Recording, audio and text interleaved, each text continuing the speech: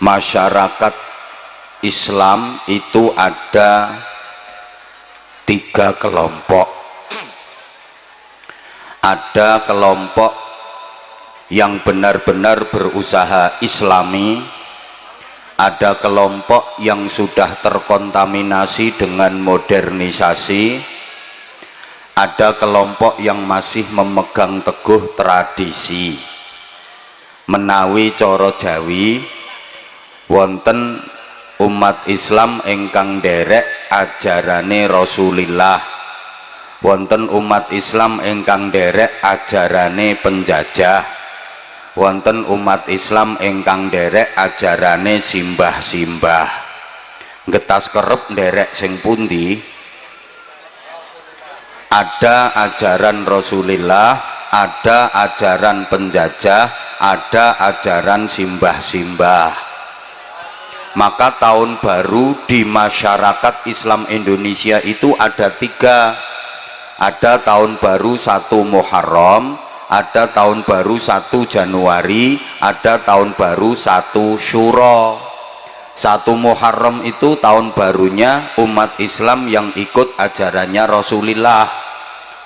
1 Januari yang ikut ajarannya penjajah.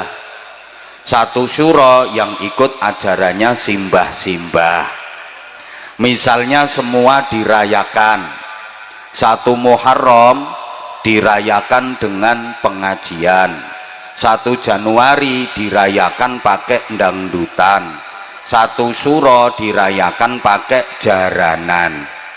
Kira-kira yang paling sepi yang mana? Warga Getas kerep ikut yang pengajian, yang jaranan, atau yang dangdutan?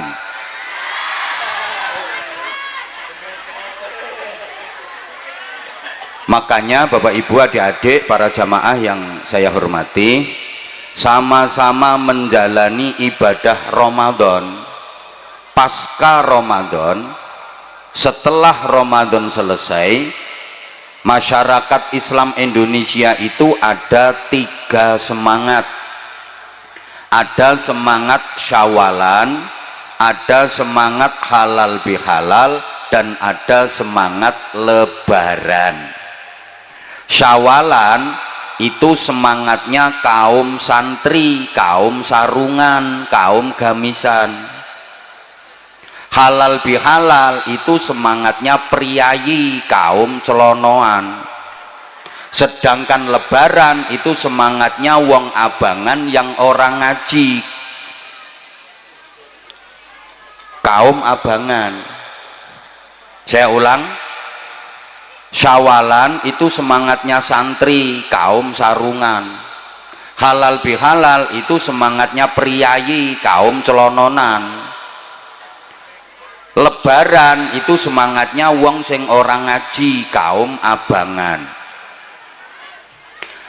Semangat Lebaran itu begini, bulan Ramadan dianggap sebagai bulan penjara. Masuk Ramadan seperti masuk penjara.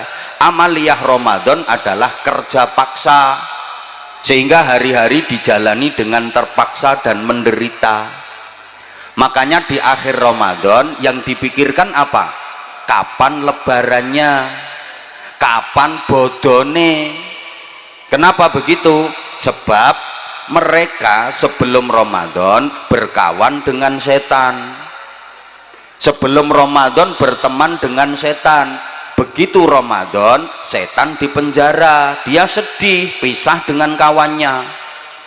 Makanya di akhir Ramadan tidak berpikir mendapatkan Lailatul Qadar, tidak berpikir meningkatkan ibadah, tidak berpikir mendapatkan Syawal, tapi yang dipikir kapan setan temennya yang dipenjara itu dibebaskan, supaya bisa bergandengan kembali dengan setan. Makanya hari raya adalah hari-hari diare, balas dendam. Begitu Ramadan tamat, maksiatnya kumat.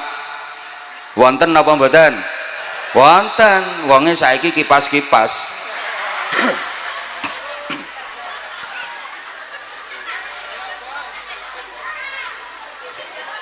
Begitu Ramadan selesai, ibadahnya prei.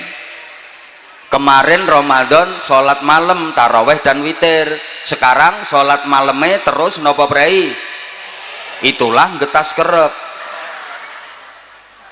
Ramadan kemarin tadarus Quran, sekarang Ramadan selesai tadarus Qurannya terus nopo prei, itulah getas kerep. Itu namanya lebaran. Begitu Ramadan selesai semuanya bubaran. Kalau semangat halal bihalal itu masyarakat Indonesia modern, karena sudah banyak yang jadi urban, merantau ke kota-kota besar, ke luar pulau, bahkan sampai ke luar negeri.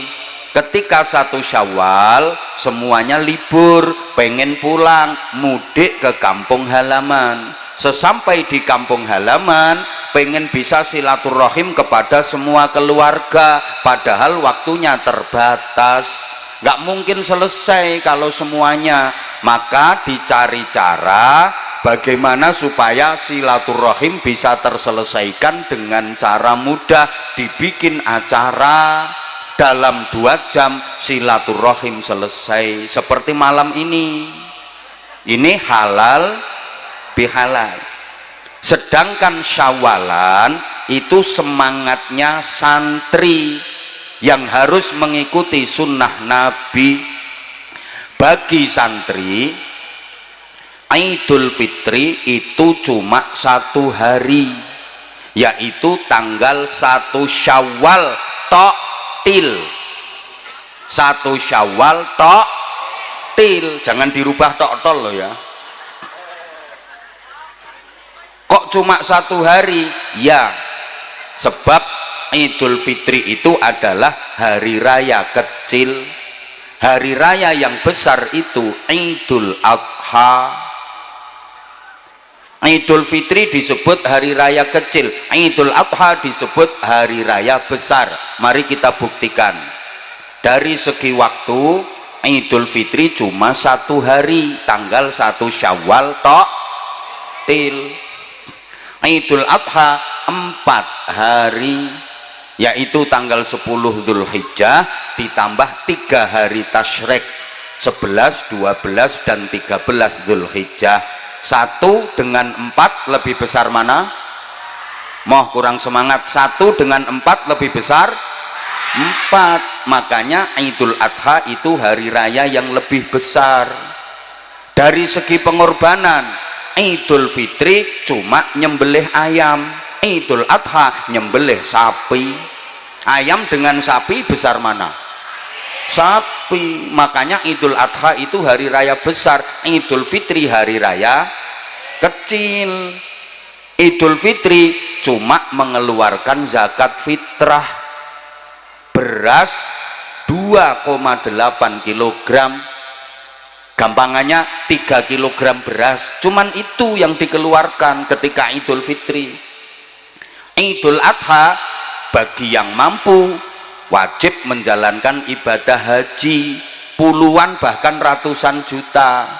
Yang kurang mampu melaksanakan syariat korban, nyembelih sapi, minimal kambing, karena korban itu ndak boleh nyembelih tekek. Yang ketawa itu ndak pernah korban, sukanya menghabiskan daging korban. Santri harus bersikap adil. Yang kecil ya dikecilkan, yang besar ya harus dibesarkan. Yang harusnya kecil ya dianggap kecil, yang harusnya besar ya dianggap besar. Jangan dibalik-balik. Yang kecil dibesar-besarkan, yang besar dikecil-kecilkan. Umumnya masyarakat Getas Kerep itu kebalik pemahaman dan prakteknya. Mestinya Idul Fitri hari raya kecil, ya biasa kecil-kecil saja. Yang harus dibesarkan Idul Adha. Tapi masyarakat Getas Kerep kan kebalik. Idul Fitri yang harusnya hari raya kecil, anggarannya dibesar-besarkan. Beli baju aja nggak cukup 3 ibu-ibu, belum dalemannya, belum jilbabnya, belum BH-nya. belum lagi biaya untuk departemen perbadokan, belum anggaran untuk jalan-jalan, untuk pesta. Sehingga karena Idul Fitri itu anggarannya geden-gedenan, dibesar-besarkan, waktu Idul Adha kehabisan anggaran sampai nggak bisa kurban. Ini kebalik. Santri itu Idul Fitri cuma 1 hari, tanggal 1 Syawal tok. Untuk apa?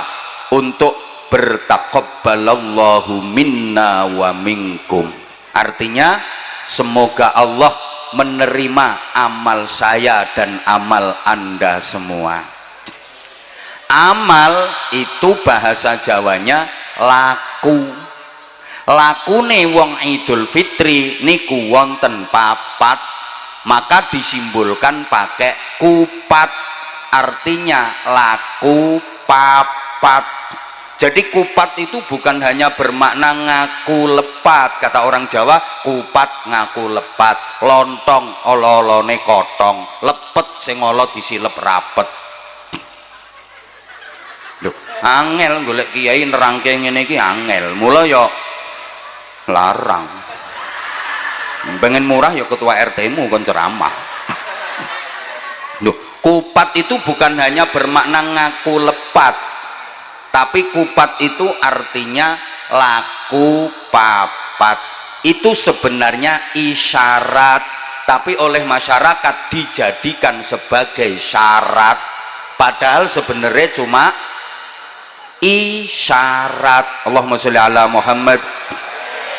Ini harus diulang, dijelaskan secara detail. Kayaknya masih belum paham, soalnya yang saya hadapi ini cantik-cantik, cuma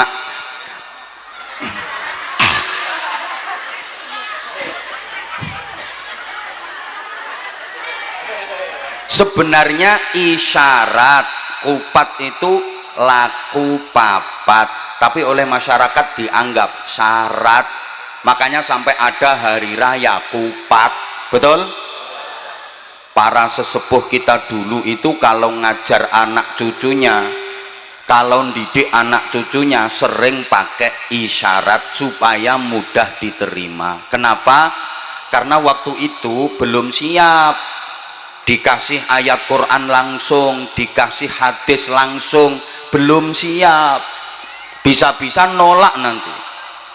Kalau tahu bahwa Quran dan hadis akan ditolak, jangan dipaksakan untuk disampaikan, dosa nanti.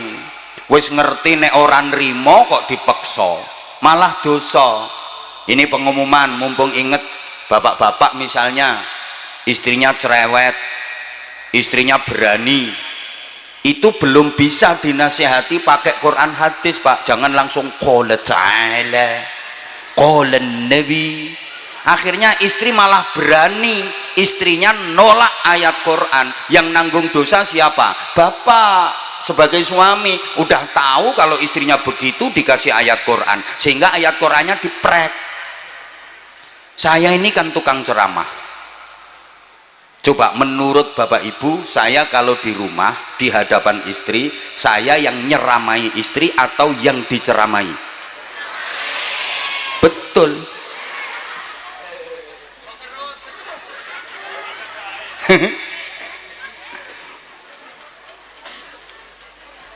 Kalau dikasih langsung ayat Quran, langsung hadis, bisa-bisa ditolak, maka pakai isyarat. Warga Getas Kerep ini misalnya langsung suruh ngeluarin duit untuk syukuran, biasanya berat karena orang sini kan agak pelit-pelit.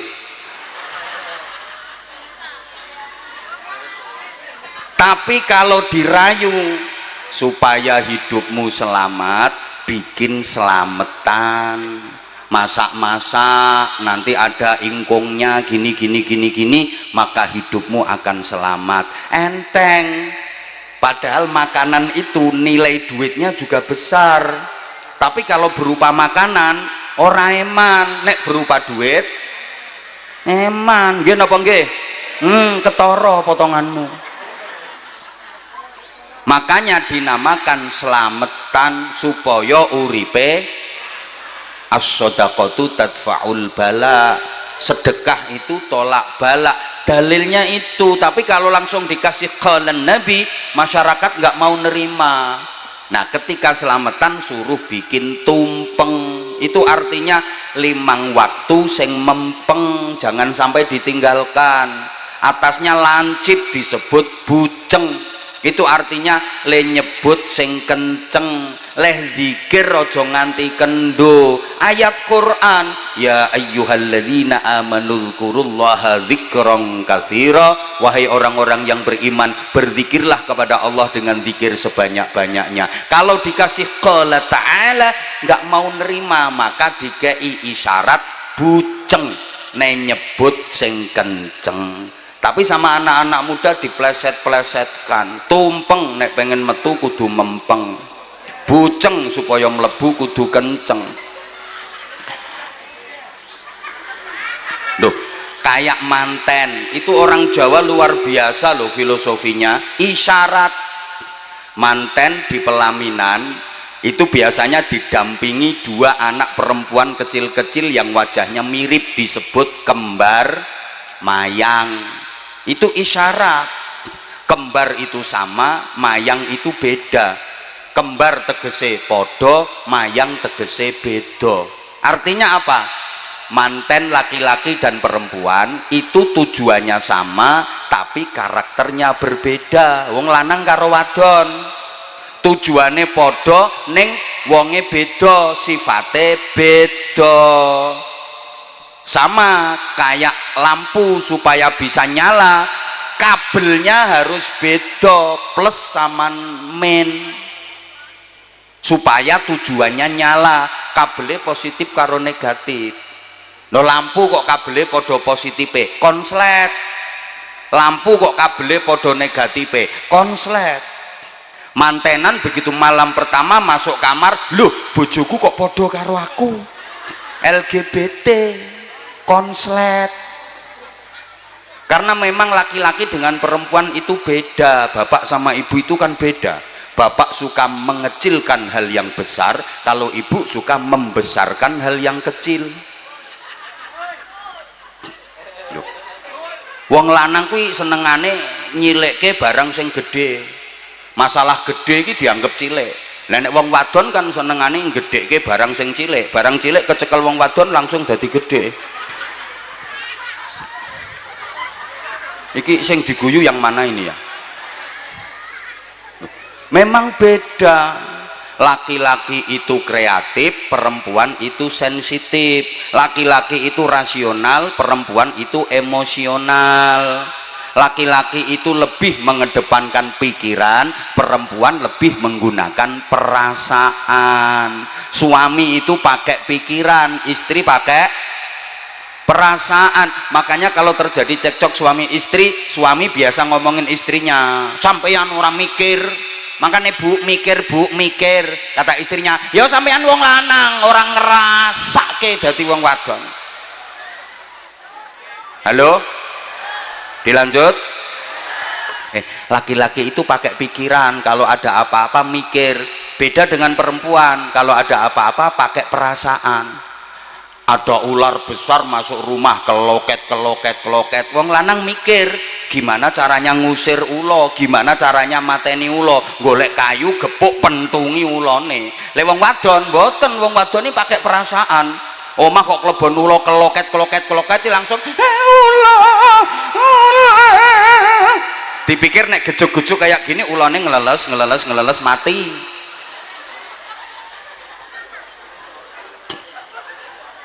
Halo, ibu-ibu misalnya lagi masak, kompor yang meledak, lah meledak kok, masa kompornya meledak, cerut. Lo laki-laki kalau ngelihat ada kompor meledak, api berkobar-kobar, mikir, nyari kain basahi, kebyok ke, golek banyu siram ke. Lah nek wong wedok kan dikira kalau ditangisi terus apinya mati.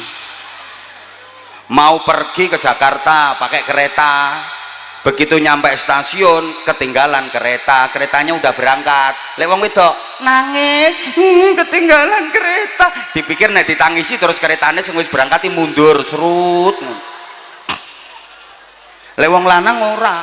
Wah ketinggalan kereta piye carane mangkat? Ana truk lewat celingkrik munggah gandul truk. Terus nanti manten itu balang suruh. Orang dulu gitu. Ini isyarat balang suruh. Suruh itu tegese ora kok kesusu leh weruh. Maksudnya ngangsu kaweruh agar sama-sama weruh, sama-sama mengetahui, agar engkau tahu apa yang ada di hatiku, aku pun tahu apa yang ada di hatimu, sehingga engkau tahu apa yang ku mau, aku pun tahu apa yang kau mau. Kalau dalam bahasa ayat Qur'annya lita'arofu, agar saling mengenal, saling mengetahui antar suami istri. Duh, ini isyarat. Begitu pengantin sudah deket, coba toh diperhatiin, mangke manten kakung, manten lanang midak telur, ngidein ndok nganti pecah piar, manten wadon mijii kok misui. Lah ini artinya apa?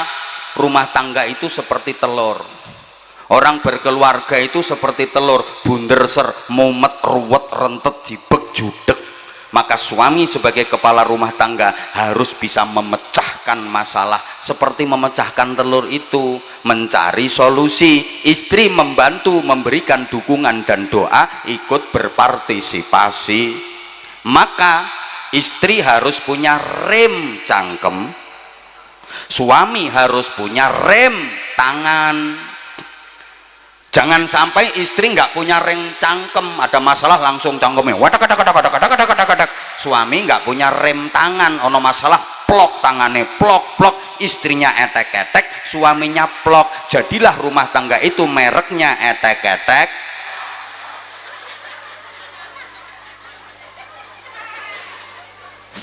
Nah sekarang kita kembali ke kupat yang di bawah. Mohon maaf ya, nggak usah pengen dengan yang dihidangkan di panggung. Yang di panggung dikasih minum, dikasih jajan kotaan, padahal nggak nyumbang.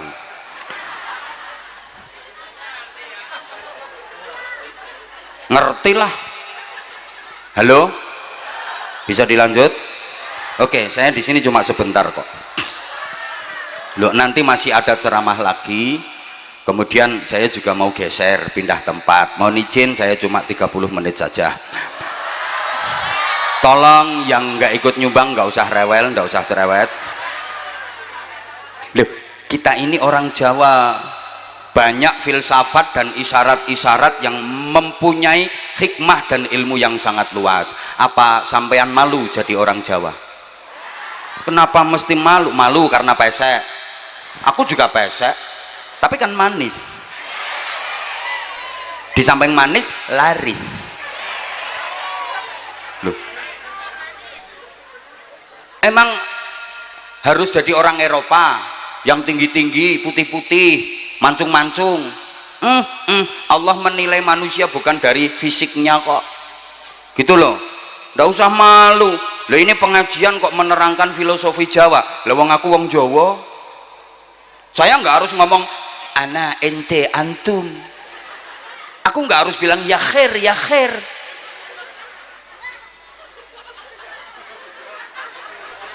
Halo, pesek bene cetakane Gusti Allah kok ngono lho bro. Nah, apa kupat laku papat bagi santri yang beridul fitri? Ibu bapak adik-adik, laku papatnya adalah satu, takbiran di malam lebaran, walitukmilul iddata walitukabbirullaha ala ma hadakum. Semua ada dalilnya, orang sembarangan. Sesepuh kita dulu itu kalau bikin ajaran isyarat ndak sembarangan, cuma dalilnya nggak disampaikan. Wong dihadapinya oon-oon, kasih pengertian, yang penting faham, diamalkan gitu loh. Apa artinya qul ta'ala qul nabi tapi nggak bisa mengamalkan, betul? Ngono ki alasane wong sing ora apal dalil, ora usah guyu.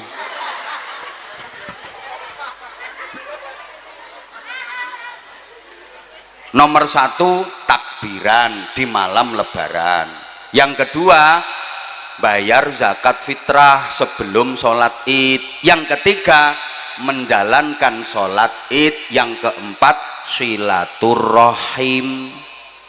4 laku ini bagi santri bisa diselesaikan dalam 1 hari.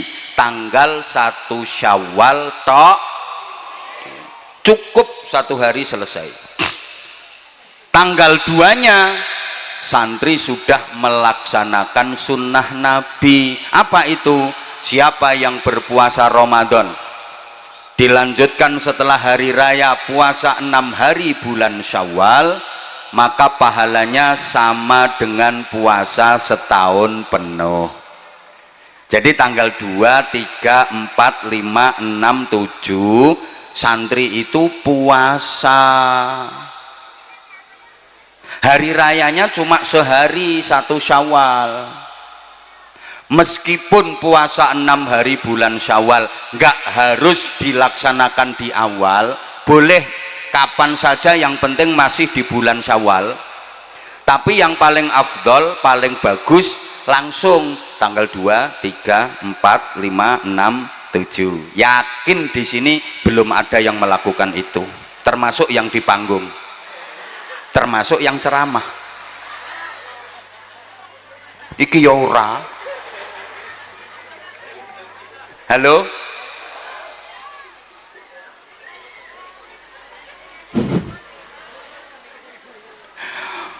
Udah Bapak Ibu jamaah yang saya hormati rahimakumullah.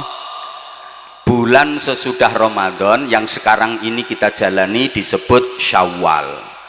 Secara bahasa, Syawal itu artinya berkembang dan meningkat.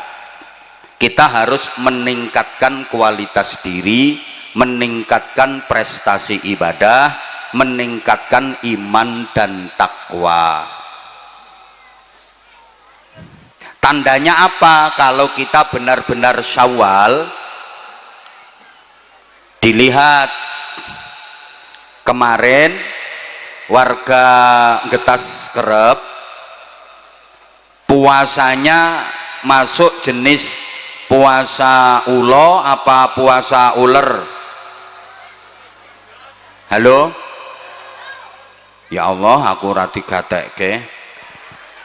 Untuk mengetahui kita itu berhasil Syawal apa tidak, meningkat apa tidak, dilihat dulu puasanya kemarin itu puasa jenis uler nopo puasa jenis ulo.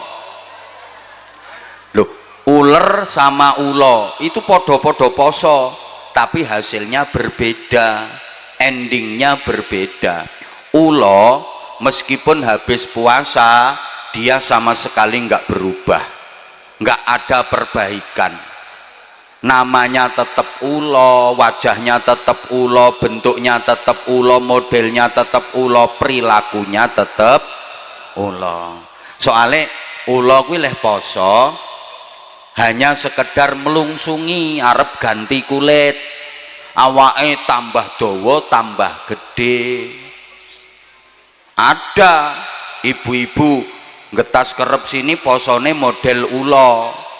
Poso itu cuma arep melungsungi ganti baju baru, awake tambah gede, bukan peningkatan kualitas diri tapi peningkatan berat badan. Sebelum Ramadan berat badannya 55 kilo, selesai Ramadan berat badannya 75 kilo. Wonten apa mboten? Wonten. Iki wonge kipas-kipas kudunge ireng.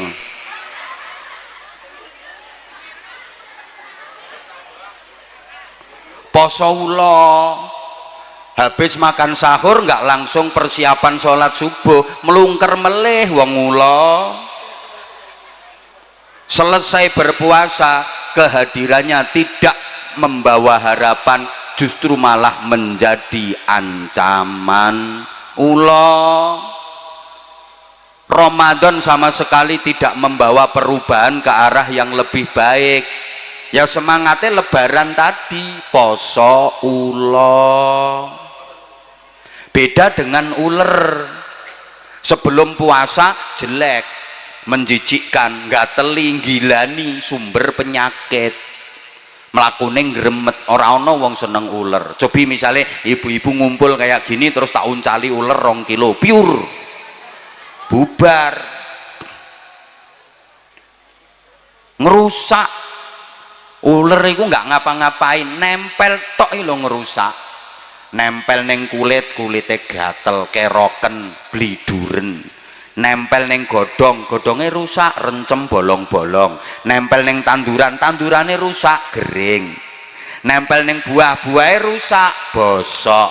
Nempel neng untumu, neng untuku ora, untumu rusak, kerowo, uler. Makanya kalau ada orang sukanya ngerusak, bikin rusuh, biasa dijuluki uler. Pripun Getas Kerep mriki wonten ulere mboten? Ulere lanang apa wadon? Halo? Halo? Lah ulere poso berproses jadi kepompong. Bahasa Inggrisnya the ngentung. Lantong itu kan poso, orang mangan, orang ngombe, orang rabenan. Selesai ngentung berubah jadi baik. Namanya berubah, bukan lagi ular tapi kupu. Melakune berubah, asalnya gremet sekarang terbang, jadi simbol ketinggian derajat. Makanya wong Getas Kerep itu kalau Ramadannya berhasil, lepas Ramadan bisa terbang jadi Superman, derajatnya naik. Allahumma sholli ala Muhammad. Dilanjut. Asalnya elek, selesai puasa berubah jadi cantik. Tadinya ngerusak, habis puasa manfaat, membantu proses pembuahan. Kembang wilo iso dadi buah dibantu kupu. Tadinya wah makannya sembarang, sing dipuangan sembarang kayak ngerusak. Selesai puasa mboten sembarang leh mangan, hanya sari-sari bunga halalan thayyiban. Ora ana kupu kok ngerokoti telek. Halo? Ya Allah, tadinya menjijikkan, menakutkan, begitu berubah jadi kupu-kupu menyenangkan, simbol keberuntungan. Kabeh wong seneng kupu, bocah cilik-cilik wae seneng. Omah dileboni kupu jare wong-wong arep ana tamu. Duwe anak wadon wis gedhe urung ketemu jodoh, omah dileboni kupu, seneng. Lho nok, omahe dileboni kupu, jodohmu arep teko. Ning sabar ya nok, kupune rupane kok ireng.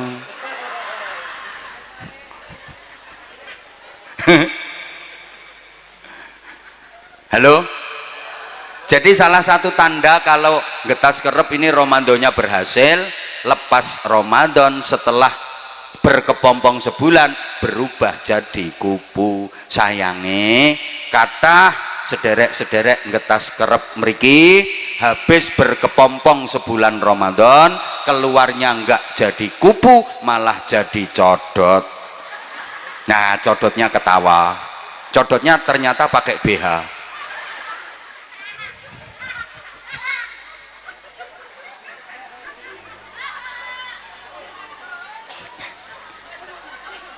Allahumma sholli ala Muhammad.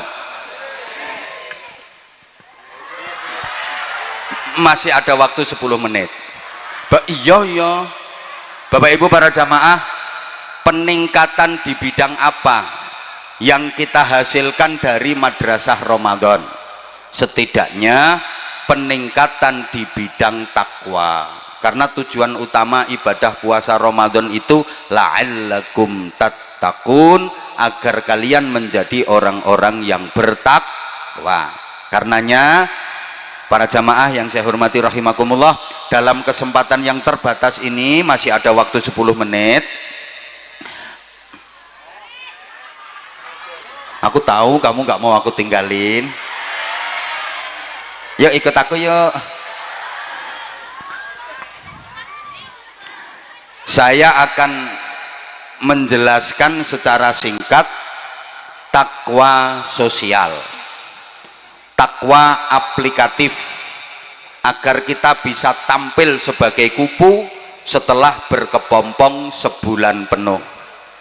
Takwa sosial ini kalau bisa kita lakukan, insya Allah kita selalu mendapatkan rahmatnya Allah.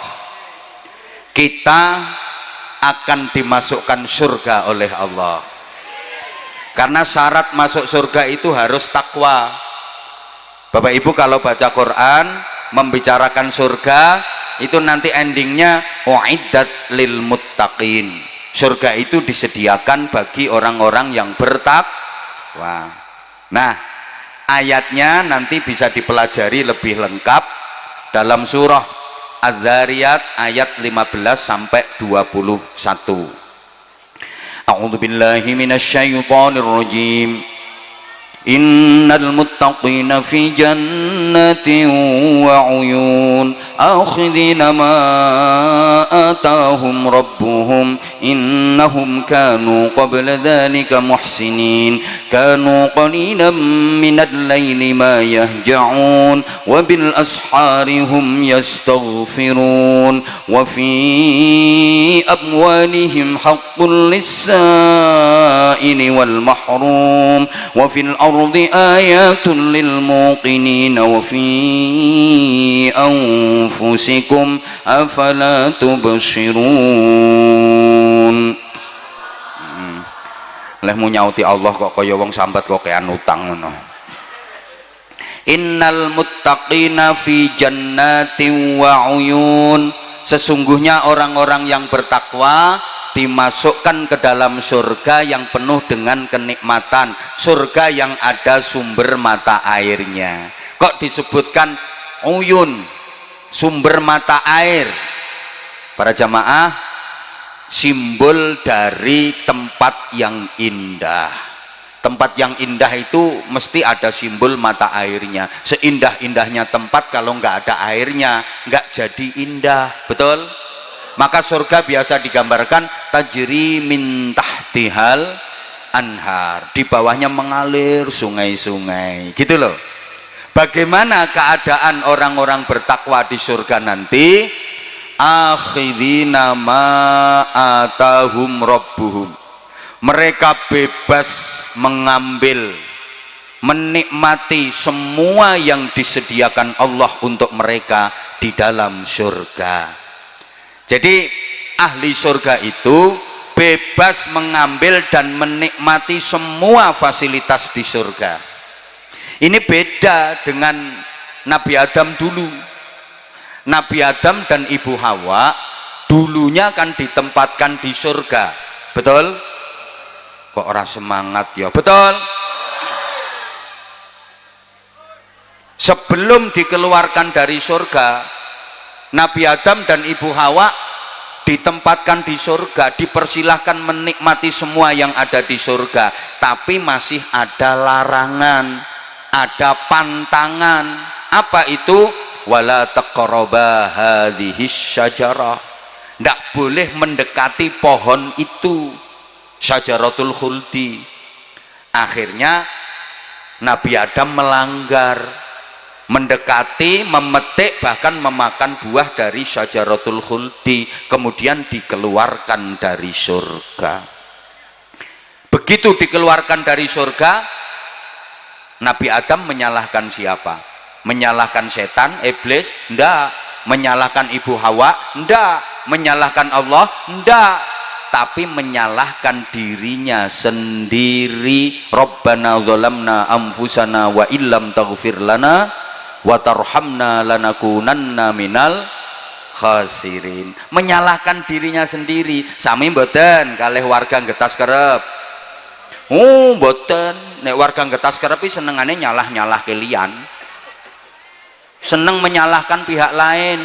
Halo, orang getas kerep itu sukanya menyalah-nyalahkan orang lain. Coba sampean punya anak nakal, nyalahke awake dhewe napa nyalahke anak? Halo, ya Allah, ibu-ibu punya suami ndablek pelit, nyalahkan awake dhewe apa nyalahkan suami? Guru punya murid nakal, nyalahkan awake dhewe napa nyalahne murid? Kita umumnya suka menyalahkan orang lain.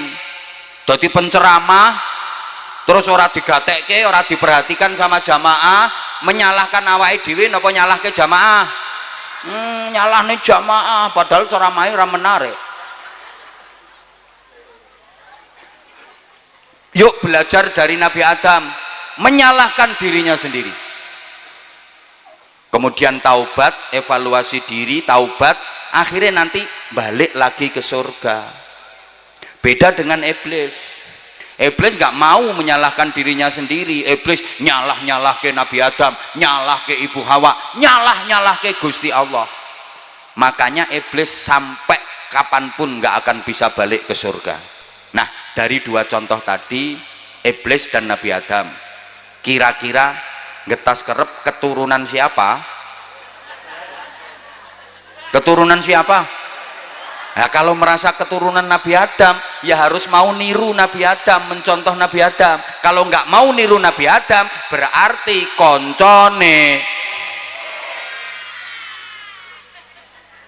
Paham? Nabi Adam dulu di surga masih ada larangan. Nah, sampean besok di surga nek sido apa ora? Nah, yen sido itu di sana nggak ada larangan, nggak ada sirian, nggak ada pantangan, bebas sebebas-bebasnya. Kalau di dunia nggak ada orang bebas, itu nggak ada. Coba siapa di dunia ini yang bebas berbuat semaunya, bebas melakukan sesukanya? Nggak ada. Setinggi-tingginya pangkat, apa dia bebas berbuat sesukanya? Kok ora dijawab yo? Sak dhuwur-dhuwure jabatan di dunia ini, apa orangnya bebas berbuat sesukanya? Ora, malah wong sing duwe pangkat jabatan iki ora iso bebas. Dipentelengi terus sampai KPK. Leres napa leres? Orang punya jabatan itu sekarang malah nggak bisa bebas hidupnya, nggak bisa tenang tidurnya. Hartanya diaudit, kekayaannya harus dilaporkan, sumbernya dari mana, peruntukannya apa. Ora iso bebas. Lebih bebas sampean. Sopo sing arep neliti sampean? KPK moro sampean arep mriksa apa? Sotel. Halo? Orang kaya raya di dunia ini, apa mentang-mentang kaya terus dia bebas berbuat sesukanya? Ya ndak lah. Siapa yang bebas di dunia ini? Jadi penceramah, pegang mic, mengendalikan acara, menguasai panggung, apa dia bebas berkata semaunya? Ndak iso bebas, salah ucap viral. Betul? Di dunia ini ndak ada orang yang bebas itu, mentang-mentang kaya terus bebas. Misalnya orang kaya diundang pesta prasmanan, apa dia bebas ngambil makanan sesukanya? Enggak, apalagi kalau sudah tua. Banyak sirian, banyak pantangan. Ditawari nasi, mbah sidik wae, sop mbah duduhe wae, ini khas Tegal sate mbah sunduke wae. Apa mana gek ditutke bojone gek sing wedok ki galake kaya asu manak kae. Arep njukuk ngene tampil, arep njukuk ngene ra entuk, arep nyiduk kikil aja kuwi, eling penyakite. Kari delonga urip matane tok. Apalagi kalau sudah kena penyakit komplikasi, dengan semua jenis makanan yang digemari nggak berani mengkonsumsi. Kasih sate dihindari, yang dicari malah ikan teri.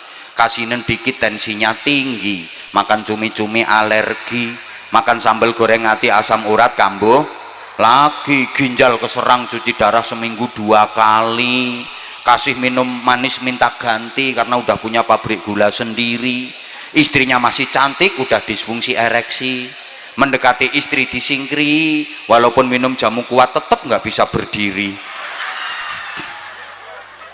maunya 3 kali cuma bisa sekali, itu pun memaksakan diri.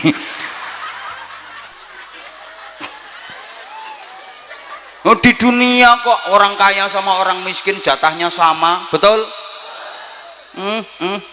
Orang kaya tanahnya luas, orang miskin tanahnya sempit, makan juga sama-sama pakai sendok, betul? Apakah yang kaya tanahnya luas itu kalau makan pakai sekrop? Minum juga sama-sama pakai gelas. Apa sing melarat yang ngombe nganggo gelas, sing sugih kae langsung nganggo drum? Sama. Apakah gelar akademik bisa menambah jatah umur di dunia ini? Yang gelar akademiknya S1 dapat jatah tambahan umur 10 tahun. Jane matine swidak dadi 70. Kalau S2 dapat tambahan jatah umur 20 tahun.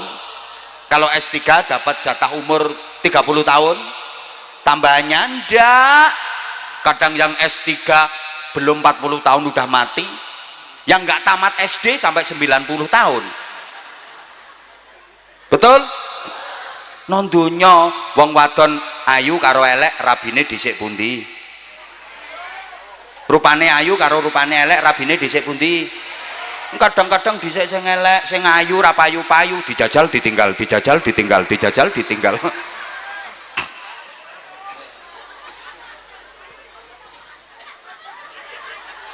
Donya kok yang kerja sama yang nggak kerja jatah rezekinya banyak mana? Yang kerja sama yang nggak kerja jatah rezekinya banyak mana? Kadang-kadang banyak yang nggak kerja. Orang yang kerja itu malah mencarikan yang nggak kerja. Betul? Loh, contoh sekarang aja loh. Yang kerja saya ceramah, jenengan nggak kerja. Ketoke aku disuguhi semene oke, mana sempet arep mangan yo isin. Lah sampean yang ndak kerja wis entek kabeh kuwi. Ini dunia.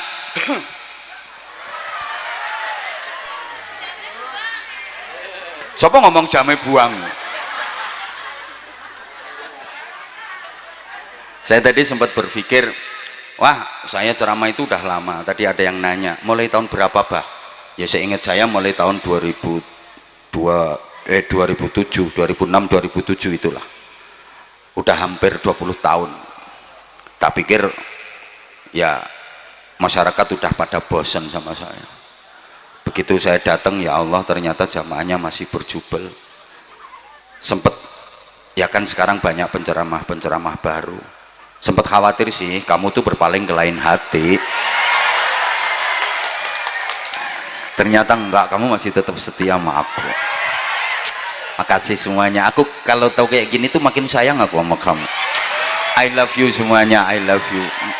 I love you semuanya. I love you. Sing tuwek ra usah ngene-ngene.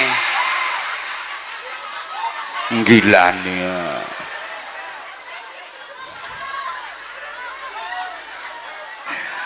Nah, sekarang apa kriteria muttaqin? Kriterianya orang bertakwa, indikasi takwa sosial yang dijanjikan surga bagi mereka setidaknya ada 5. Ada berapa Bapak Ibu? 5. Yen wong Jawa wonten tembang lir-lir nika, cahangon-cahangon penekno blimbing kuwi. Kenapa kok menek blimbing? Liringane 5. Maka ini 5 liringane blimbing. Rata-rata blimbing itu buah sing liringane 5. Ya ana liringane ming 3, soalnya sing loro dikrokoti bocah kae.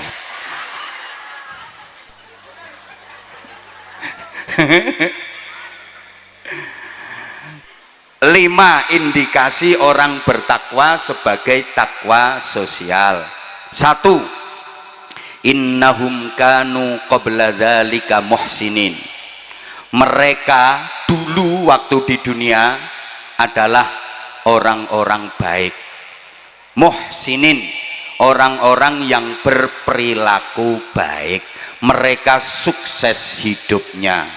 Karena orang sukses itu bukan orang yang berhasil mendapatkan apa yang diinginkan, tapi orang sukses itu adalah orang yang berhasil menjadi orang baik. Saya ulang, orang sukses itu bukan orang yang berhasil meraih apa yang diinginkan, tapi orang sukses adalah orang yang berhasil menjadi orang baik. Rawahu Abah Anza. Sukses itu bukan berarti berhasil mendapatkan apa yang diinginkan, tapi sukses itu berhasil mendapatkan kebaikan. Karena apa yang diinginkan, yang berhasil didapatkan belum tentu jadi kebaikan. Betul? Moga-moga faham. Lah muhsinin itu karakternya ada 3. Ali Imran 134. Alladzina yunfiquna fis sarra'i wad-dharra'i wal kadhiminal ghaidha wal 'afina 'anil nas. Ayat ini ditutup dengan wallahu yuhibbul muhsinin.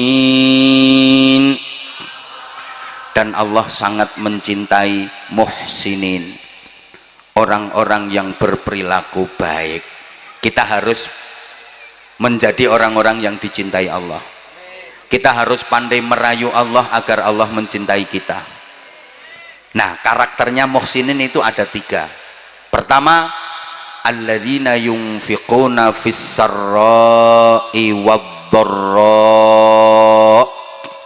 Orang-orang yang suka berinfak, suka menolong, suka membantu, suka bersedekah, baik di waktu sempat maupun di waktu sempit, di waktu longgar maupun di waktu rupek. Fisarra, di waktu sehat, di waktu kaya, banyak duit, waktu senang, bahagia, berinfak. Fiddarra, di waktu sempit, di waktu kepepet, di waktu sakit, di waktu miskin, sedikit duit, tetap berinfak. Halo? Ayo sampean jawab sedekah. Ngoten nggih? Di waktu sempat, di waktu sempit, di waktu longgar, di waktu rupek, duit banyak, duit sedikit, saat bahagia, saat susah, waktu sehat, waktu sakit. Itu muhsinin, orang bertakwa yang disediakan surga. Soalnya ono wong gelem sedekah ngenteni sakit, nek sehat ora tahu selamatan, ora tahu sedekah, bareng gering langsung selamatan, dibagek-bagekke tangga. Nganti tangga-tanggane padha niteni, kok wis suwe ya wonge ora gering. Bapak Ibu para jamaah, sedekah fis sarra, di waktu longgar gampang. Banyak orang yang bisa, memang mudah. Di waktu kaya banyak duit, waktu bahagia, waktu seneng, waktu longgar, waktu sempat, sedekah. Orang gumun, banyak orang bisa. Panen pelem, mangga kaya sarungku. Nanti tenang. Panen pelem dadi buahe gembel banget, didol ora payu, akhirnya dindum-dumke tangga. Orang gumun, banyak orang bisa. Jualan gorengan sak pirang-pirang, didol ora payu, dindum-dumke tangga-tanggane. Orang gumun. Tapi fisarra, dalam keadaan kepepet, dalam keadaan duit sithik, dalam keadaan emergensi darurat, tetap mau bersedekah. Itu yang sulit. dan itu yang luar biasa. Contoh, sampean umpama ndek duit 500.000 rupiah, duit sampean nyomeng kuwi-kuwi tok, pancen potonganmu ya ora tau nyekel duit akeh. Loh, nek duitmu akeh ora ngira lungguhmu ndoprokno ngisor kono kuwi. Wong sing duwite akeh-akeh ora ngira gelem teko pengajian, ndongsong-ndongsong ngisor wit gedang. Kayak sing duwe perusahaan, sing duwe pabrik, duwite miliaran, ora bakal rawuh no pengajian kene, nggih napa nggih? Sing teko no kene iki melarat kabeh.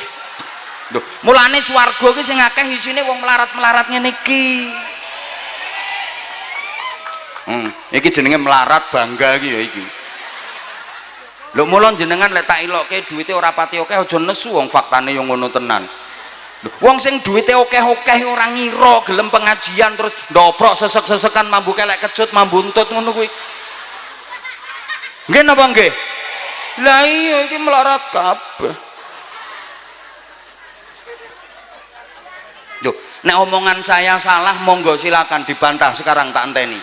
Ayo berdiri sing duit akeh. Aku duitku akeh 3 triliun, langsung aku dadi anak buah sampean. Aku tak kerja nonggone sampean. Ayo endi? Mulane gak keliru aku gawe contoh, umpama sama itu ndedit meng 500.000, ya kuwi tok duitmu wis akeh menurut sampean. Ndak ada yang lain. Sampean lagi punya kebutuhan yang sangat penting dan mendesak. Duit-duit yang meng kuwi 500.000 kuwi wae kurang-kurang kanggo kebutuhane sampean. Terus ana tangga mara sampean utang. Wantun ngeculke mboten? Mikir. Berani ngelepas napa mboten?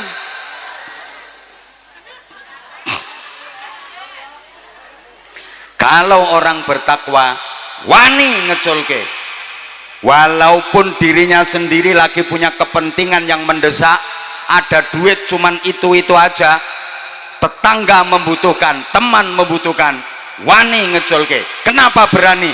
Karena yakin dengan jaminan Allah pasti akan diganti oleh Allah dengan ganti yang lebih baik dan lebih banyak. Amin. Apa orang meyakinkan. Loh. Makanya sampean kalau diberi sesuatu sama orang itu pertama disuruh terima kasih, matur. Yang kedua suruh mendoakan. Doanya gimana? Jazakumullahu khairan katsira. Mudah-mudahan Allah membalasmu dengan balasan yang lebih baik dan lebih banyak. Karena memang orang yang bersedekah pasti akan dibalas oleh Allah dengan balasan yang lebih baik dan lebih banyak. Percaya napa mboten? Percaya napa mboten? Sing ora melu jawab berarti ra percaya, syahadat melih. Percaya napa mboten? Aku juga percaya kalau kamu percaya. Emang kamu percaya, makanya aku percaya. Cuma gini, banyak orang yang percaya sama Allah tapi nggak berani menaruh kepercayaan penuh kepada Allah.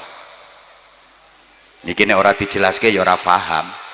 Wong kene ki ayu-ayu tapi banyak orang yang percaya sama Allah tapi nggak berani menaruh kepercayaan penuh kepada Allah.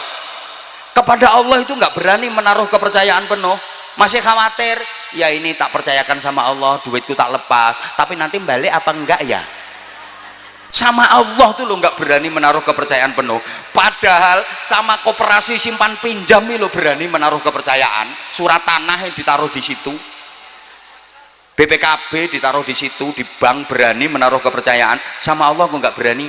Oke, Bapak Mas, sampean misalnya mancing di Belumbang, sampean berani buang cacing karena sampean ada harapan mau dapat. Lo sama Belumbang aja percaya, masa sama Allah nggak percaya? Halo? Sampean kalau berani buang 100.000, kasih ke musola, kasih ke masjid, kasih ke pesantren, kasih ke anak-anak yatim, harapan sampeyan dapat 100 miliar. Buang cacing dapat gurame. Lo sama Belumbang aja percaya, masa sama Allah nggak percaya? Iki sing pelit mikir. Udah gini aja, contoh paling gampang. ada tamu di rumah sampean, panas, tamunya dipersilakan, silakan duduk, terus tamunya duduk.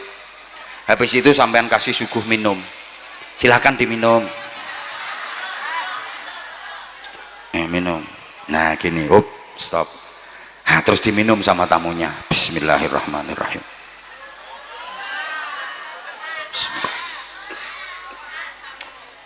Bismillah.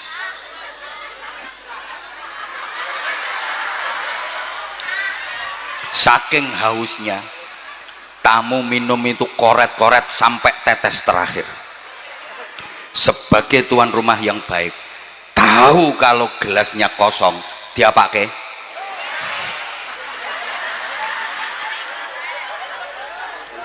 Pon, dijoki meleh bahkan lebih banyak. Allah juga gitu.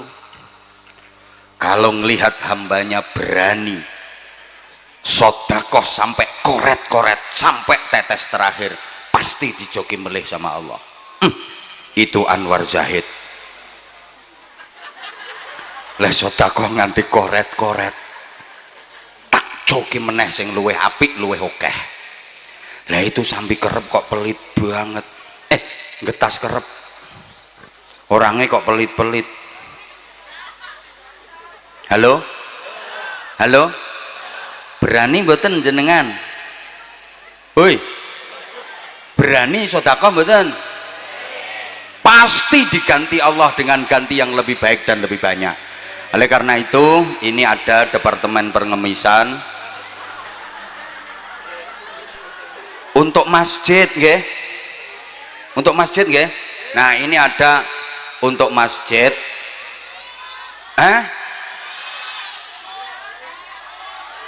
Sudah tadi. Sudah. Berapa sing dicemplungke? 2000 ya entuk iwak gatul. Kalau pengen dapat gurami ya 100.000, yang tadi 50.000 dapatnya mujair, yang 20.000 dapat ikan sepat, 2.000 gatul. Sudah ya tadi ya. Ya udah, kalau udah ya ndak usah ya, sampun kalau alhamdulillah. Apa? Loh, bentar toh, ini belum selesai materinya kok. Yang kedua, kan muhsinin itu kriterianya 3. 1, yunfiquna fis sarra'i wadh-dharra. Yang kedua, wal kadhiminal ghaidha. Ayat ini kan biasa dibaca kalau ada acara halal bihalal. Mampu menahan amarah, iso ngampet kanepson, ora nesuan, tidak jadi pemarah, pembenci, apalagi pendendam, tapi jadi punya kesabaran yang tinggi.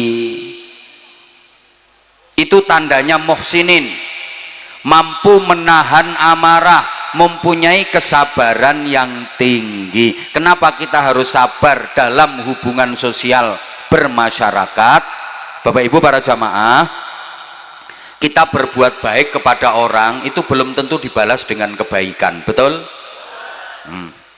Kayaknya pengalaman ngapii wong urung karuan dibales apik karo wong kuwi, nggih napa nggih? Kadang diwapiki ra karuan balese nang kita elek, wonten napa mboten? Wonge teko, ketoke kudunge coklat.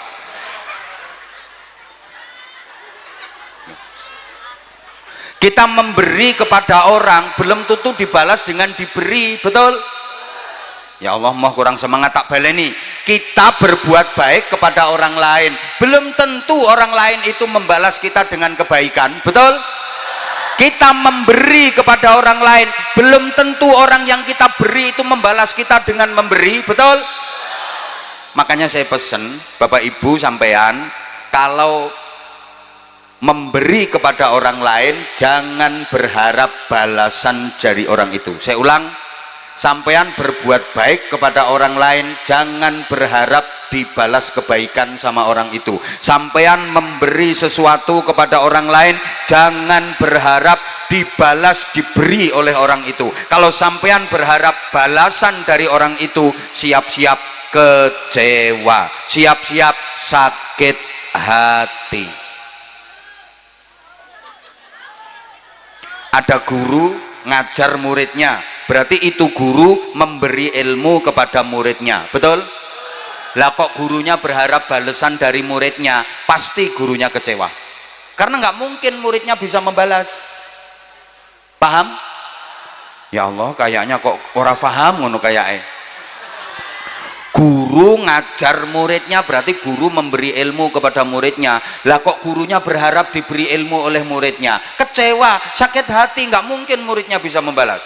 Orang tua membiayai anaknya di bidang pendidikan, sekolah, mulai pos PAUD, PAUD, playgroup, TK sampai perguruan tinggi sampai sarjana lengkap. Kok orang tua berharap balasan dari anaknya, pasti kecewa. Betul? Saya memberikan ceramah kepada sampean semua, kok saya berharap balasan ceramah dari sampean semua, kecewa saya, nggak mungkin.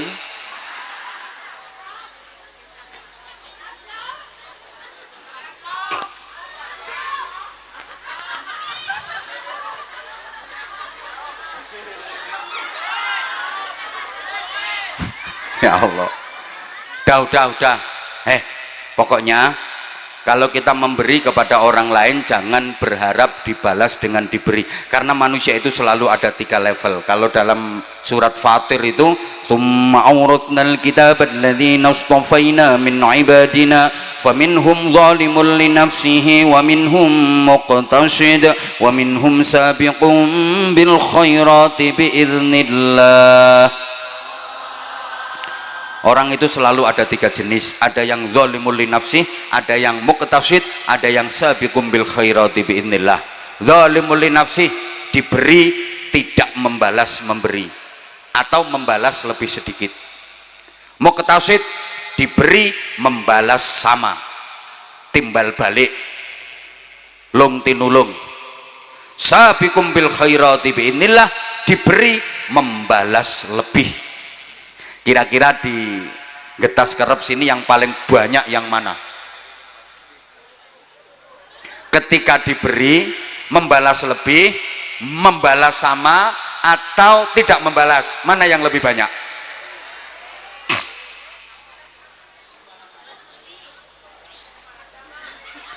Oke, langsung dijelaskan daripada nggak ada yang jawab, main jawab bingung.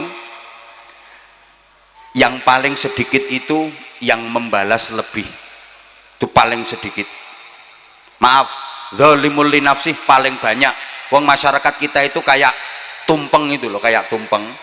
Paling bawah itu paling ombo dewe, paling gede dewe, sing tengah tanggung, dhuwur dewe lancip niku paling sithik.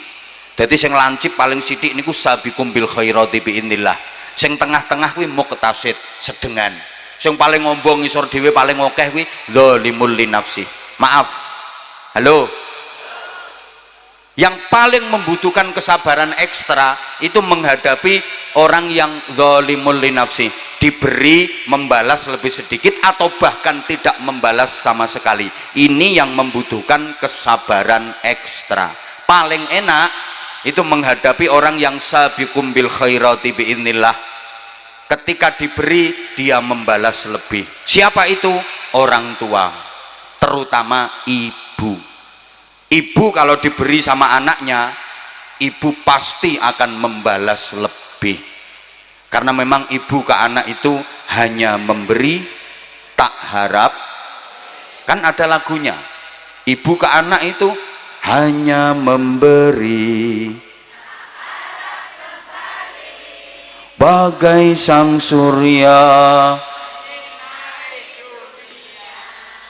Maka ada peribahasa, cinta ibu sepanjang jalan, cinta anak sepanjang galah kedawan kilan.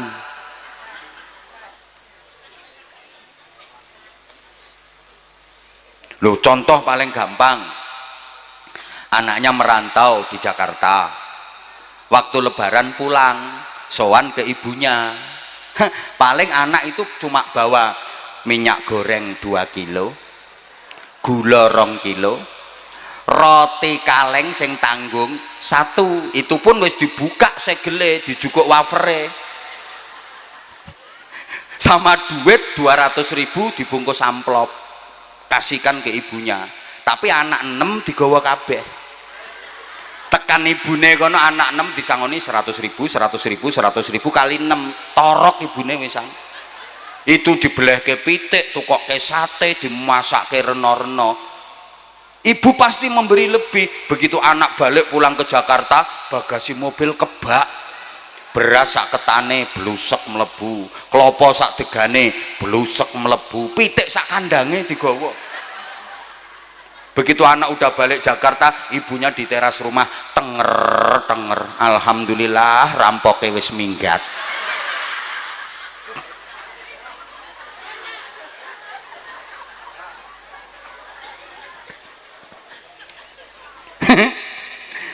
Ada yang muktasid, membalas sama ini dengan teman, dengan tetangga. Misalnya ibu bapak sampean habis punya hajat menantu, ada tetangga sampean nyumbang 200.000. 5 tahun kemudian tetangga sampean yang nyumbang itu punya hajat mantu, kira-kira bapak ibu buka buku napa mboten? Buka catatan napa mboten? Dulu disumbang 200.000, sekarang balik ke pinten? Wis 5 tahun yo tambah. Kruse beda wisan. Mosok tetep 200.000. Oh, pelit. Nah, yang paling membutuhkan kesabaran itu menghadapi zalimul linafsi. Orang yang ketika diberi membalasnya lebih sedikit atau bahkan tidak membalas sama sekali. Menghadapi orang yang nggak tahu diri, nggak tahu balas budi, bahkan menyakitkan hati.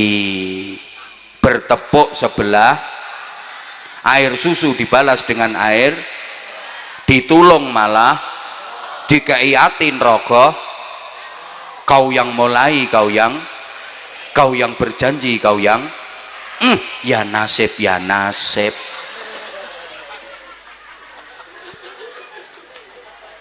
Ada orang seperti itu, kayaknya di Getas Kerep banyak deh. Disumbang ping 5 balik emeng siji, wonten mboten?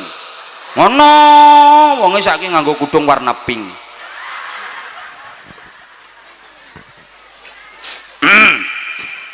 Karo kudung krim.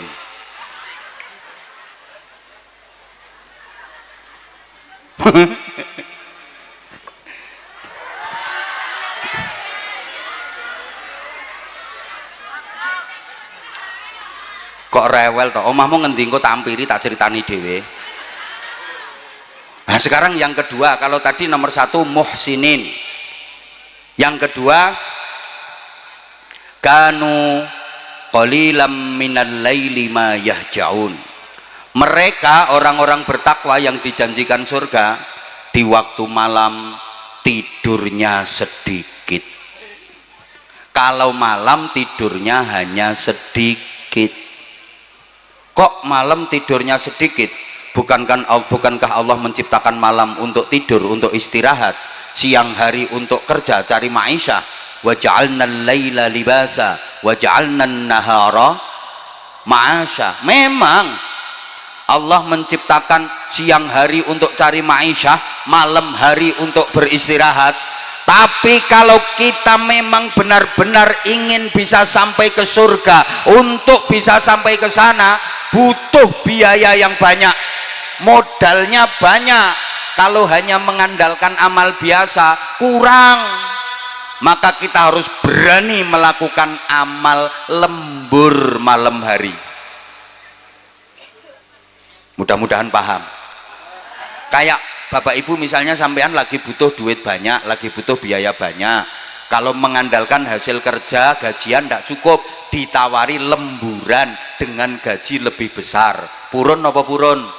Ya mesti purun. Lah kita ini butuh ke surga, butuh pahala banyak, butuh amal banyak. Kalau mengandalkan amal normal biasa, rasa-rasanya berat. untuk bisa sampai ke sana, kurang. Maka kita ditawari amal ekstra, lembur malam hari.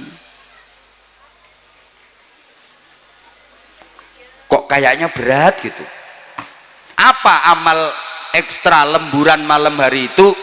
Paling boten ada 3. Pertama, wa minal laili fatahajjad bihi nafilatan lak asa an yab'atsaka rabbuka maqaman mahmuda.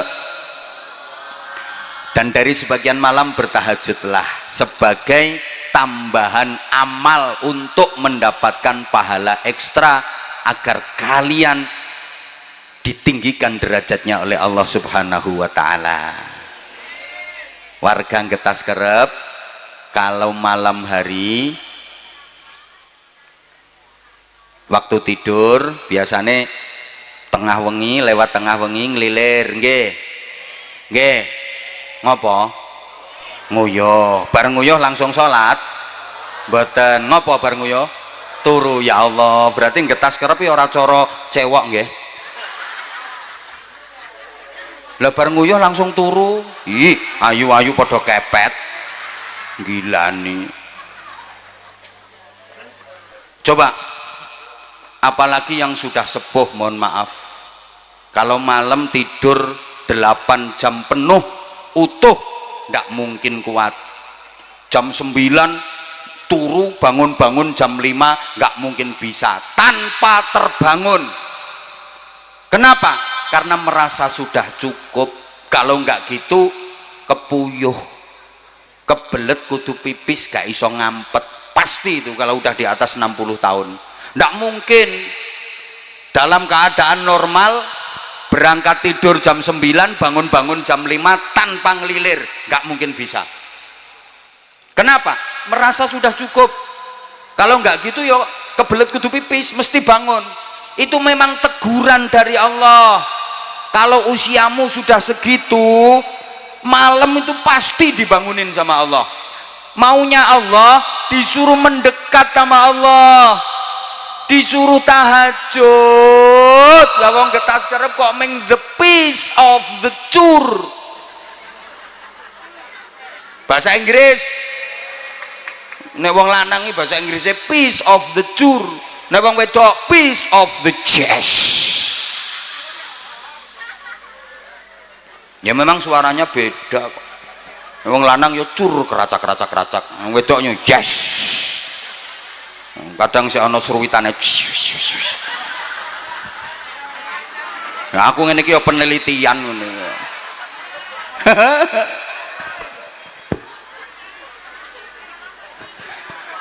Yang kedua, wes apa wes yang diguyu kok.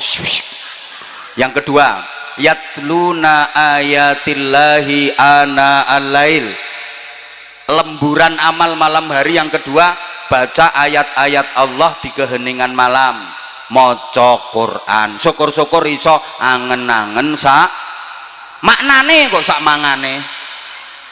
Halo? 1 tahajud, 2 baca Quran. Yang ketiga, zikir wengi engkang suwe. Itu 3 amal lemburan.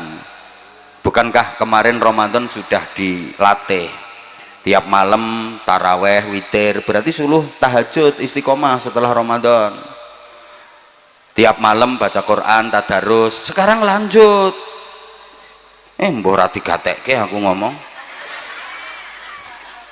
Padahal yang di sana udah nunggu aku.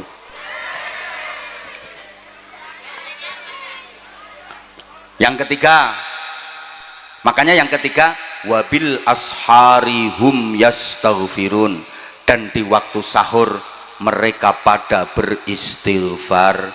Orang bertakwa yang dijanjikan surga itu bangun tidurnya sebelum subuh, karena waktu sahur mereka banyak-banyak beristighfar. Wong takwa kuwi turune dhisik tangine gasik. Bareng turune dhisik tangine. Bangun tidur jangan nunggu ditegur sama muadzin. Bangun tidur jangan nunggu dikritik sama muadzin. As-sholatu khairum minan naum. Sholat itu lebih baik daripada. Nah, itu kan bangun tidur nunggu diobrak-obrak sama muadzin. Dibilangin kalau sholat lebih baik daripada tidur. Jangan tidur ae toh getas kerep. Sholat itu lebih baik daripada tidur. Soalnya rata-rata getas kerep itu punya anggapan tidur lebih baik daripada sholat. Buktinya kalau mendengar as-sholatu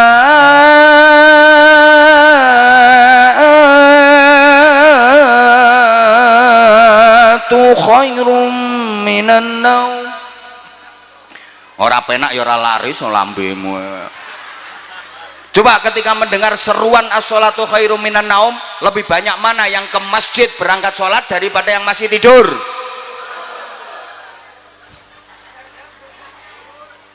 Makanya besok azannya di sini rubah saja, an-naumu khairum minas.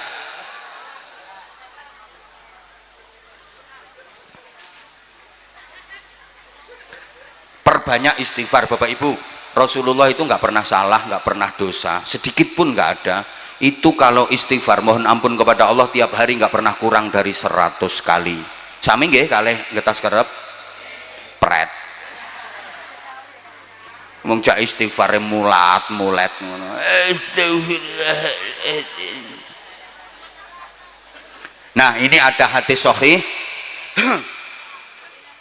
Rasulullah yang bersabda, kita dianjurkan untuk istiqomah baca Sayyidul Istighfar. Namanya aja Sayyidul Istighfar, ratunya istighfar.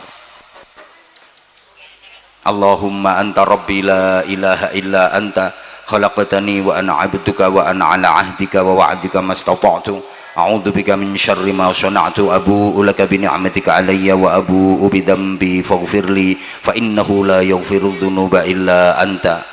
Siapa yang baca Sayyidul Istighfar di waktu pagi menjelang matahari terbit, kok ternyata siang harinya dia mati, maka dia masuk surga. Kalau Sayyidul Istighfar dibaca sore hari menjelang matahari terbenam, kok ternyata malam harinya dia mati, dijamin masuk surga. Bapak Ibu, sampean nanti rencananya matinya siang apa malam? Nah kalau nggak tahu ya berarti dibaca terus. Kok misalnya matinya siang, paginya udah habis baca. Oh kok matinya malam, sorenya udah baca, gitu loh. Muka-muka paham. Yang keempat, loh ini waktu kita dibatasi waktu sayang. Aku juga maunya sih berlama-lama sama kamu. Wa fi amwalihim haqqul lis-sa'ili wal mahrum. Dan di dalam harta kekayaan mereka ada haknya orang miskin yang meminta-minta atau yang tidak meminta demi menjaga kehormatan dan harga diri. Orang bertakwa yang dijanjikan surga itu sadar bahwa dalam rizki yang dititipkan Allah kepadanya ada haknya orang lain yang harus diberikan. Di sekitar kita pasti ada orang-orang yang sangat membutuhkan bantuan kita, pasti ada. Baik orang itu meminta karena saking butuhnya, atau dia nggak mau minta-minta karena memang menjaga kehormatan dan harga dirinya. Ingat Bapak Ibu, yang kita dapatkan dari kerja keras kita itu pendapatan kotor, bruto. Yang boleh kita konsumsi itu yang bersih. Dari kotor menuju neto bersih itu ada proses namanya zakat. Makanya zakat itu maknanya pembersihan, minimal infak, sedekah, gitu loh. Halo? Lah kalau nggak dikeluarkan sama sekali, dapat rezeki diembat semua, itu orang geragas itu namanya. Kayak disuguh lemper, diuntal sak kulit-kulite, sak godong-godonge, sak biting-bitinge. Wong celutak. Masa dapat ikan lele kok dimplok sandase, sak rine, sak telek-teleke. Semoga-moga paham. Terakhir. Ya terakhir yo. Wah, kok lonjat lanjut ae. Wong wedoke kadung kenaan terus ora gelem wis ngono kuwi. Wa fil ardi ayatul lil muqinina wa fi anfusikum afala tubsirun. dan di bumi ada tanda-tanda kekuasaan Allah bagi orang-orang yang yakin. Belajar terus, belajar terus, belajar terus, menambah keyakinan dan keimanan kepada Allah. Dan pada diri kalian sendiri juga harus diperhatikan, apakah kalian tidak memperhatikan. Artinya orang bertakwa yang dijanjikan surga itu bukan hanya mengurusi orang lain, manfaat orang lain sampai melupakan keselamatan diri sendiri. Ndak, dirinya sendiri juga diperhatikan. Jangan seperti lilin menerangi lingkungan tapi tubuhnya sendiri terbakar habis, tahu-tahu mati belum sempat amal. Jangan sampai kayak gitu. Di samping ngurusi eksternal, jangan lupakan internal. Kepentingan diri sendiri juga diperhatikan. Ceramah terus sampai nggak mikir fisik, nggak mikir kesehatan. Makanya maaf banget, kadang-kadang saya begitu nyampe lokasi tempat istirahat, saya langsung minta istirahat sama panitia. Kadang ngobrol sebentar, saya langsung minta istirahat. Kayak tadi misalnya, saya kemarin dari Pekalongan full sehari, terus di Tegal ini 4 titik dalam sehari, pagi, kemudian tadi siang, sekarang, habis ini masih ada jadwal satu lagi, sehari 4 kali. Loh, makanya maaf begitu tadi saya nyampe tempat transit, saya ngobrol sebentar langsung minta istirahat. Kenapa? Kalau misalnya saya nggak istirahat, nuruti panitia diajak ngobrol terus, remuk saya, malah saya nggak bisa ceramah sekarang gitu loh. Makanya saya minta istirahat, saya bisa istirahat, bangun fresh, bisa ceramah. Bukan karena sombong, bukan karena angkuh, mohon maaf panitia. Kadang panitia yang nggak menyadari, mohon maaf, gaya sombong, nggak gelem ngobrol sama panitia, bukan berarti nggak mau ngobrol. Tetap ngobrol dong. Sebelum istirahat saya juga udah ngobrol, selesai istirahat tadi juga ngobrol.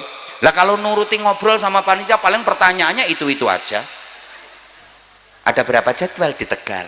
Paginya di mana? Siangnya di mana? Sorenya di mana? Terakhirnya di mana?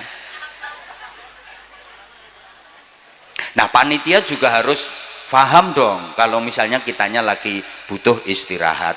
Kita juga perlu istirahat. Jangan terus diforsir. Ada kok lagi ceramah ngeleles mati. Aku kan nggak mau seperti itu. Halo? Loh, ya kepentingan dirinya sendiri juga perlu. Bapak Ibu sama ndak tahu. Kayak gini misalnya ya, saya mau berangkat terus pamit, terus dibilangi ngaji terus. Anak, ya kan anak ngomong, abang ngaji terus, kalau libure ngaji terus, gak tahu libur, rasanya hati deg. Iya nak, kamu juga punya hak atas abah. Abah minta maaf ya nak ya. Belum lagi santri, anak-anak santri yang ikut saya 2.500 lebih, mereka juga butuh saya. Lah kalau saya nuruti jamaah, nuruti masyarakat terus, santri sendiri nggak kopen, dolim saya. Makanya kemarin Ramadan full 1 bulan saya sama santri off, saya nerima jadwal cuman 3 aja, selebihnya enggak, karena memang waktu saya untuk santri. Loh, ini juga harus dipikirkan. Kok meneng sampean? Loh, kadang-kadang saya berpikir gitu, saya ini udah 20 tahun lebih keliling masyarakat, wiritan, wirawiri turut ratan. Wilayah Indonesia alhamdulillah udah semua, 34 provinsi dan beberapa negara luar negeri.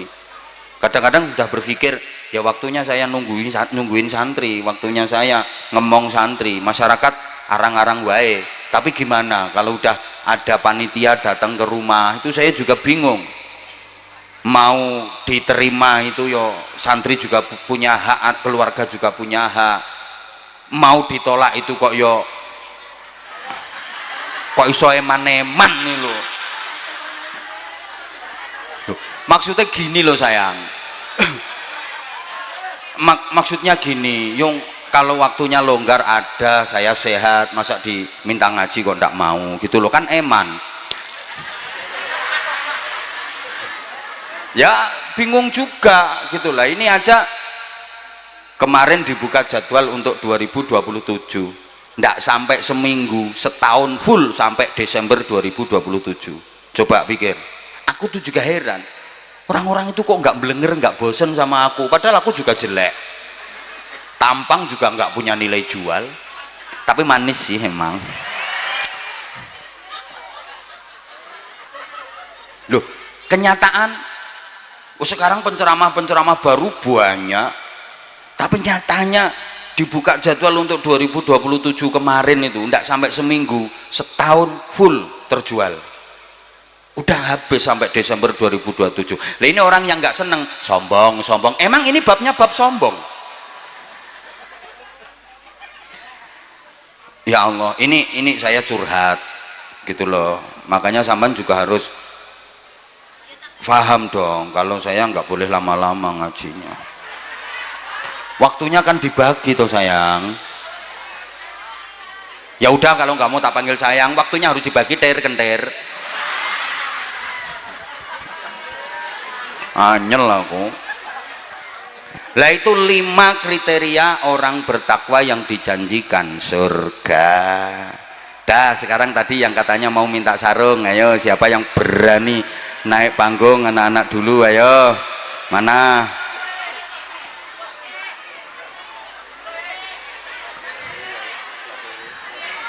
Saya sebentar, kalau nggak ditunjuk ya kamu sini nak, nah sini sayang, kamu satu, ayo sebentar. Kalau nggak ditunjuk jangan dong, salim dulu sayang. Pinter, ayo sebentar. Ntar kalau yang cewek ada nggak yang cewek? Aku cewek tuwek. Kamu sayang, ya udah sini naik, nggih. Dah, 2 dulu. Nanti kalau waktunya masih ada disambung. Halo. Sayang, kalau udah berani naik panggung, duduk dulu adik, duduk dulu. Kalau udah berani naik panggung sama abah, harus tegas, harus kendel, mentalnya dikuatkan, karena juga latihan mental. Kalau kira-kira nggak kuat mental, lebih baik nggak usah naik panggung. Oke? Lanjut apa turun lagi? Lanjut apa turun lagi? Lanjut. Bener. Nanti kalau nggak kuat mental tak suruh turun lagi, oke? Oke. Pegang sendiri mic-nya, jangan jauh-jauh dari mulutnya mic-nya. Ucapkan salam dulu ke jamaah. Assalamualaikum warahmatullahi wabarakatuh. Waalaikumsalam warahmatullahi wabarakatuh. Nggak boleh lemes nak, harus semangat. Namanya siapa? Arti. Pakai mic-nya didekatkan terus ke mulutnya, nggak usah diturunkan. Gini mic-nya terus gini, oke? Oke, kurang deket, mic-nya kurang deket. Nah, hadapnya sana, nggak usah hadap abah. Namanya siapa? Arti. Nama lengkapnya? Muhammad Ardiansyah. Muhammad Ardiansyah. Panggilannya Ardi. Iya. Alamat rumahnya mana? Kertas kerap. Oh, Getas Kerep sini.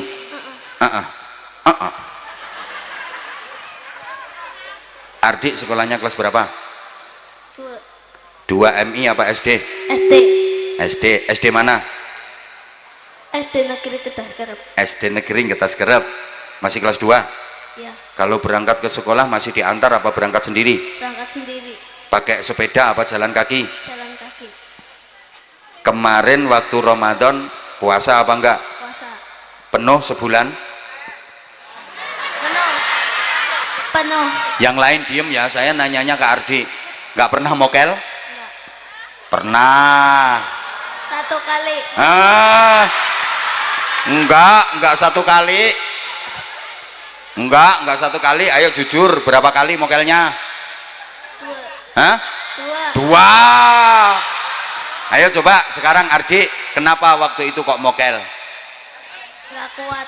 Rakuat. Kenapa rakuat? Jam berapa itu mokelnya? Pakai mic nak.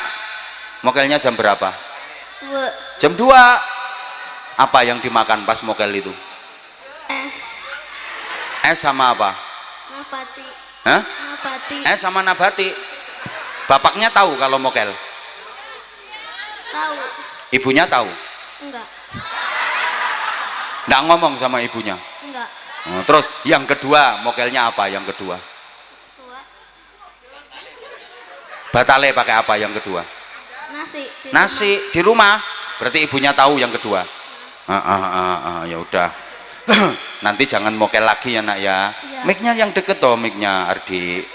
Adik kan baru kelas 2. Ngajinya sudah sampai Al-Quran apa belum? Belum. Belum.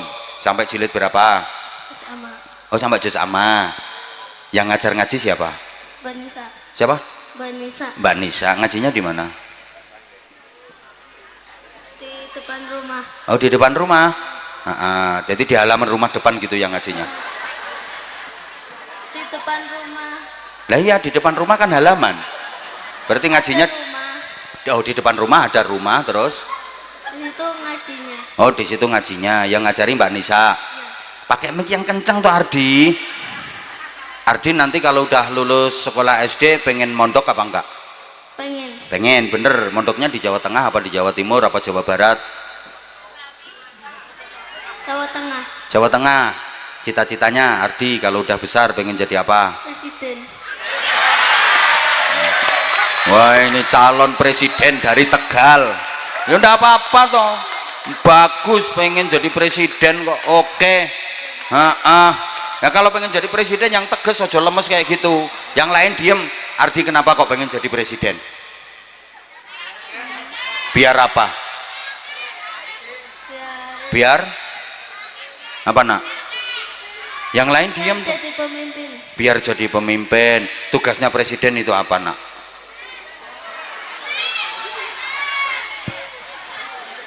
Mimpin negara ya. Nah sekarang Ardi mau tampil apa? Apa? Mau tampil apa? Kan yang bareng sama apa itu ada tampilnya, ada sholawatan, ada azan, ada ngaji Quran, ada nyanyi. Ardi mau tampil apa? Tadi kok ngacung-ngacung sini loh. Pengen apa Ardi? Sholawatan. Hah? Sholawatan. Pengen sholawatan. Kalau udah sholawatan nanti dikasih apa? Uang. Dikasih apa? Uang. Uang. Kok Ardi tahu kalau dikasih uang? Taunya dari mana? Dari sendiri. Oh, dari sendiri. Ibunya Ardi ada datang di sini nggak ibunya? Ada. Di mana? Oh, di sana. Ya. Bapaknya? Di sana. Di sana juga. Ya. Ardi kok maju ke sini sama siapa tadi? Teman. Hah? Teman. Sama temen. Memang udah pengen ketemu sama Abah? Iya. Udah siap? Siap. Bapaknya tahu nggak kalau Ardi naik? Nggak tahu. Ya udah, sekarang mau sholawatan apa? Presiden nu kesuwan lah mikir. Presiden nu tas-tas gitu loh. Ayo mau sholawatan apa? Ardi naik panggung ini maunya Ardi sendiri apa ada yang nyuruh? Naik sendiri. Naik sendiri. Coba sekarang sholawatan. Ayo. Sholat apa? Salatullah salamullah ala toha rasulillah. Ya udah, ya itu sholawatan. Duduk dulu Ardi, duduk dulu.